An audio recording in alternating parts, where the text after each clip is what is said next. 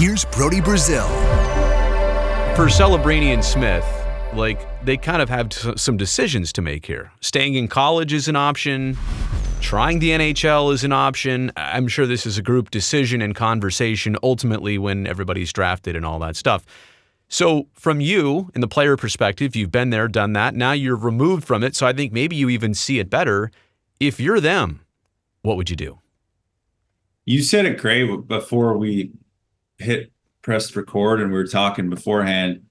I think it's a conversation they need to have together. I think they need to get together as a pair with Greerzy and have a long conversation, because these are your two franchise guys. This is the future of your team. You need to lay it out for them. And I know, we're in a new world and a new NHL where, the young guys kind of are given the mantle early. And it's not so much a earn it when I started, and you got to kind of go through all the veterans and then you learn how to play. It's really much the young guys kind of get the torch passed them early. So I think if I'm Greerzy, I'm like, listen, this is our plan. This is what we want to do. This is where we see you guys. What are your guys' thoughts? But, I would implore him to kind of stress upon those two guys that, listen, we'd love to have both of you at the same time. If it's me, I'd rather have both of them together growing up. Under the same head coach, same time, playing with the same players, rather than have one come in for a year, right? Have another. I'm like, you guys are going to be together. Let's learn. You guys are going to kind of develop as a pair, so you have somebody to lean on when things get tough. I think Bedard this year didn't really have that outlet, that other young guy. There was young guys on that team, but he didn't have that other top pick to be like, hey, it's tough. And, you could say they had, Vlasic was there and Korchinski, and they brought some young guys in. But I think up front, it's important that Will Smith and Celebrini are kind of on the same page. So I think having them come in together, whether they wait a year too, if they wait a year and the Sharks try to go for another first overall pick, I mean, it's the world we live in. I don't love it, but I think it's something that's worth considering for this team for sure. It makes the experience more relatable if a Smith has a Celebrini and a Celebrini has a Smith and vice versa. And let's also not forget the other handful of young Sharks players, but it kind of begs that question of do you actually want to bring everybody up all at once, or do you want some of that core group to be together there at the same time? What would next season be like for Celebrini and Smith if they did join the NHL? Because that's a pretty big leap for young college players. And I mean, Celebrini was the youngest Hobey Baker Award winner ever, right? So he's just totally young in this. And I also kind of harken back to William Macklin. When he joined the Sharks in the NHL, it was clear after just 8 or 9 games at a time those first 2 years that he could do this, but you kind of worried and wondered about sustaining it over a long season like he just did for his first full season. What would the experience be like for those guys?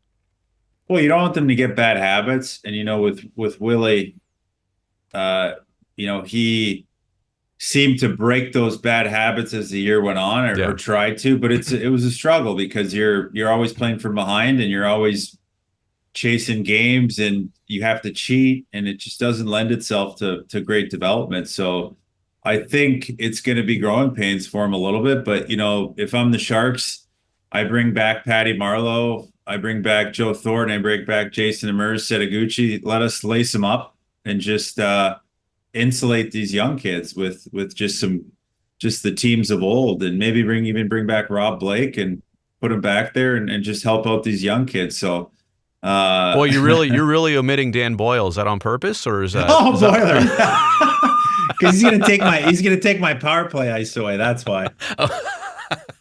There's only so many blue line spots. Yeah, there is. No, I think they need to, and obviously it's tough to go ask veteran guys in the league to come in and play in a losing team potentially. Yeah. Without paying them. So, like Chicago did with Nick Foligno. So I think it's going to be finding the right guys, and you might have to just go, hey, we're going to go ultra young and we're going to bring all these guys up at the same time, bring in a few veterans, and that'll be it. But goes back to what we were talking about with the importance of the coach you bring in is going to be a good experience for next year. Yeah, a good experience. Enormous. Is it selfish of all of us, right? And I don't know, fans, media, people surrounding the Sharks who will not be making this decision ultimately, that say, you know what, I just want to get these guys here. Obviously, people are interested. The fans are excited. From a business perspective, like, how could you not want to get these guys here ASAP? So I guess my question is, how do you balance of course, we're all selfishly wanting to see them soon. How do you balance the patient side versus doing what's best and what's right by the young players? Just honesty, being honest with the fans and letting them know that, listen, this isn't going to be the Sharks fans are very knowledgeable. People will say, well, it's California, the fans don't know nothing. But I think, having played there and lived there for a while, fans understand the game. And as you saw last year, I mean, fans still came out regardless of how underperforming the team had done and how much they underperformed. They still came out and they still understood that it's a process. And I think keeping that honesty with them is important, and just being like, listen, it's going to be an uphill battle. It's going to be a struggle, but we have to develop these guys the right way for the next 10, 15 years, which is more important than this next year. So I think fans will be excited to see these guys. If you look in Chicago, fans still came out for Bedard and those guys, even though they were, they just didn't have a great year, and they supported. So I think the fans are loyal in San Jose. They'll support the team as long as there's honesty and there's a little bit of give and take in terms of what the plan is. I don't